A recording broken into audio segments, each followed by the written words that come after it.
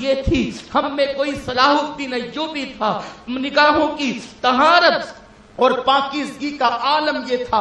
ایک رات جو ہے اللہ اکبر سلطان صلاح الدین ایوبی جنگل کی بارش میں پھنس گئے، اور پھر عیسائیوں نے جنگل کے اندر کچھ لڑکیوں کو بکھیر رکھا تھا، اس لیے کہ ان کی عادت تھی کہ جہاں مسلمانوں کا لشکر پڑاؤ کرتا تھا اس لشکر کے ارد گرد وہ عیسائی لڑکیوں کو بکھیر دیتے تھے تاکہ کسی طرح مسلم نوجوان ان لڑکیوں کے دامے فریب میں گرفتار ہو جائے، ان لڑکیوں کے دامے فریب میں مبتلا ہو جائے۔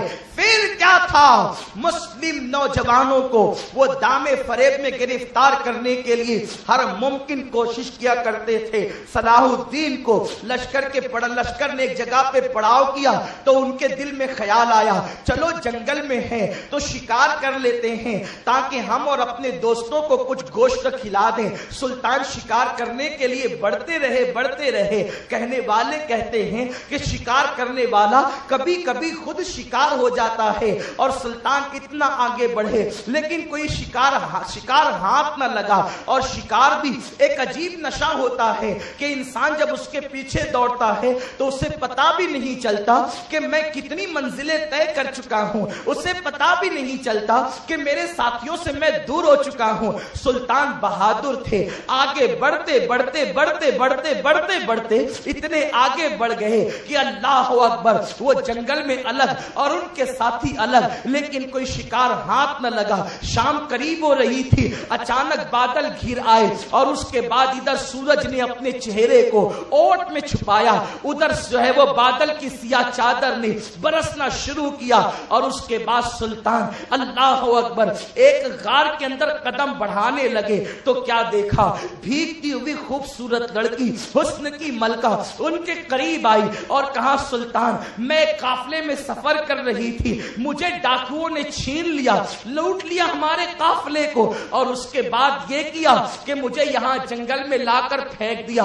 سلطان نے ایک ہلکی سی نظر اس کے چہرے پہ ڈالی اور پھر اپنا چہرہ پھیر لیا اور بھاگ گئے۔ سلطان کے معاملہ کیا ہے، یہ تو بالکل یوسف علیہ السلام کے بیٹوں کے بھیڑیوں والا معاملہ تھا کہ اس یوسف کو بھیڑیا کھا گیا لیکن کرتا بھی سلامت تھا، لیکن یہ عجیب لڑکی تھی جسے ڈاکوؤں نے لوٹ لیا لیکن اس کا سنگھار بھی سلامت تھا۔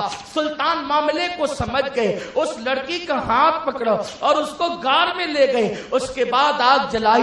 آپ جانتے ہیں کہ جنگل کی بارش کیسی ہوتی ہے، پتوں کا کھڑکنا، بجلی کا کڑکنا اور برسات وہ تیز رفتار اللہ اکبر جو عجیب دہشت پیدا کرتی ہے۔ سلطان نے سردی سے بچنے کے لیے غار کے اندر آگ جلائی، لڑکی لیٹ گئی، سلطان آگ کی طرف متوجہ رہے۔ لڑکی نے کھسک کر کے آگے بڑھتے ہوئے سلطان سے کہا صلاح الدین مجھے حیرت ہے تو میرے حسن کی توہین کیوں کرتا ہے؟ اس لیے کہ میں وہ حسن کی ملکہ ہوں کہ اگر میں چاہوں تو بائیں ہاتھ کے اشارے سے یا آنکھوں کے اشارے سے یا آنکھوں کے کاجل کے جادو سے میں لوگوں کا ایمان ہی نہیں بلکہ جان ایمان سب کچھ چھین سکتی ہوں، لیکن تو مجھ سے لطف اندوز نہیں ہوتا۔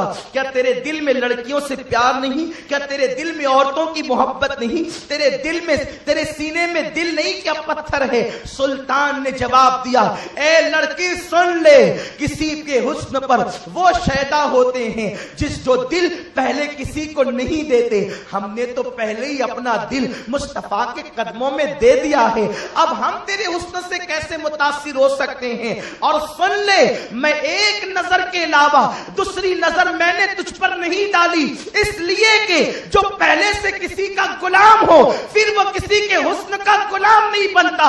ایک طرف تمہاری تاریخ یہ ہے، دوسری طرف اب موجودہ حالات کو دیکھو۔ ایک مفکر نے اپنی کتاب حسن کے حوالے سے لکھی تو چند سال پہلے کا کراچی کا ایک واقعہ لکھا۔ میں جلدی سے کسی شہر کا نام نہیں لیتا لیکن کہیں آپ میری گفتگو کو ہوا میں گرا لگانا نہ سمجھے، اس لیے میں نے شہر کا نام بھی لے لیا۔ مسلمانوں تم تھے عیسائیوں کی بیٹیوں کو ایک نظر کے علاوہ دوسری نظر دیکھنے کو جائز نہیں سمجھتے تھے۔ غار کی تنہائیوں میں بھی تمہاری نگاہیں کبھی اٹھتی نہیں تھی، غار کی تنہائیوں میں بھی تمہارے ہاتھ کبھی بڑھتے نہیں تھے، غار کی تنہائیوں میں بھیگی ہوئی لڑکیوں پر کبھی تم نے ایمان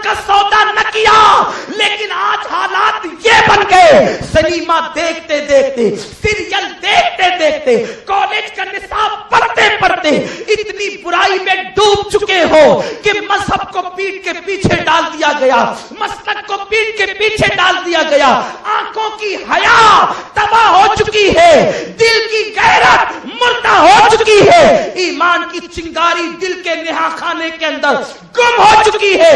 اس لیے حال